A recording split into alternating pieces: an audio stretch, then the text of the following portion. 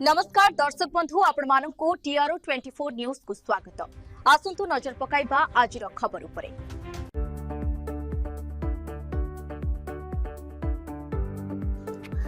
भद्रक जिला वासुदेवपुर ब्लॉक अंतर्गत बालीमुंडा ग्राम पंचायत रे थिबा नंदपाटना सरकारी उच्च प्राथमिक विद्यालय वार्षिक उत्सव नियारा ढंग पालन कराइछि। ए अवसर एक सभार आयोजन कर सभार अतिथि माने छात्र छात्री को उद्बोधन करी कहितले जे आज समाज बड़ मनीष सेवा भल मनीष सेवा अधिक आवश्यक। विभिन्न प्रतियोगिता श्रेष्ठ प्रदर्शन करथिबा छात्र छात्री मानकु अतिथि माने पुरस्कार सहित मानपत्र एवं ट्रॉफी प्रदान करथिले। ଏହି କାର୍ଯ୍ୟକ୍ରମରେ ମୁଖ୍ୟ ଅତିଥି ଭାବେ ତପନ କୁମାର ଦ୍ୱିବେଦୀ ସହଗୋଷ୍ଠୀ ଶିକ୍ଷାଧିକାରୀ ବାସୁଦେବପୁର ଯୋଗ ଦେଇଥିଲେ। ମୁଖ୍ୟ ବକ୍ତା ଭାବେ ଅବସରପ୍ରାପ୍ତ ଅଧ୍ୟାପକ ସୁଶୀଲ କୁମାର ମାଇତି ଯୋଗ ଦେଇଥିଲେ। ବରେଣ୍ୟ ଅତିଥି ଭାବେ ଅମୟ କୁମାର ମହାଳିକ ଏବିଓ ବାସୁଦେବପୁର ଉପସ୍ଥିତ ଥିଲେ। ସମ୍ମାନିତ ଅତିଥି ଭାବେ ଶ୍ରୀତ ପ୍ରଶାନ୍ତ କୁମାର ଧଳ ସଂଯୋଜକ ଆଞ୍ଚଳିକ ସାଧନ କେନ୍ଦ୍ର ବାଲିମୁଣ୍ଡା, ସେହିପରି ବାଲିମୁଣ୍ଡା ଗ୍ରାମ ପଞ୍ଚାୟତର ସରପଞ୍ଚ ନମିତା ଦାସ, ସମିତି ସଭ୍ୟ ଛବ୍ରେଣୀ ମୈତି, ଅବସରପ୍ରାପ୍ତ ଏବିଓ ସୁକୁମାର ଜେନା, ସମ୍ପ୍ରସାରଣ ଅଧିକାରୀ पीयूषकांति दास एवं समाजसेवी ऋषिकेश जाना उपस्थित थे। विद्यालय प्रधान शिक्षक भूपति पात्र मंच परिचालन करथिले। परिचालन कमिटी सभापति श्रुत शंकर कुमार सेठी, शिक्षक शिक्षयित्री, परिचालन कमिटी सदस्य एवं छात्र छात्री मानक सक्रिय सहयोग कार्यक्रमटी सफल होइतिला। परिशेष विद्यालय छात्र छात्री मानक नहीं सांस्कृतिक कार्यक्रम अनुष्ठित होइछि।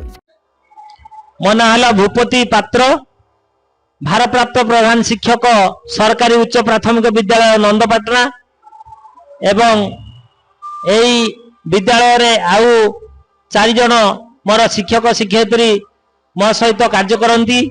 से माने विद्युलता स्वाई, गीताराणी बेहरा, जसनारायणी मौलिक एवं गणपति प्रधान, ए समस्त को नहीं 2026 मसीहार एई वार्षिक उत्सव आमे पालन करिया पाई पिला मानक सहित बहुत चेष्टा करी यहाँ को सफल करिया पाई आयोजन करिछु।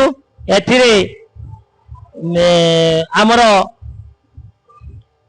स्थानीय आंचलिक साधन केन्द्र सहगोष्ठी शिक्षा अधिकारी तपन कुमार द्विवेदी महोदय मुख्य अतिथि एवं अमय कुमार महालिक मुख्य वक्ता, आमर प्राक्तन प्राध्यापक ए स्थानीय प्राक्तन प्राध्यापक जड़े से बरण्य अतिथि, ए पंचायत सरपंच महोदया श्रीमती नमिता दास एवं समिति सभ्या छबिलता माइती तथा समाजसेवी ऋषिकेश जना महोदय को नहीं आज सभा कार्य आम समापन करने को जाऊँ एवं पिला मानकर विगत दिन समस्त किसी खेल कसरत रे से पुरस्कार वितरण एवं मानपत्र प्रदान करा जिवो।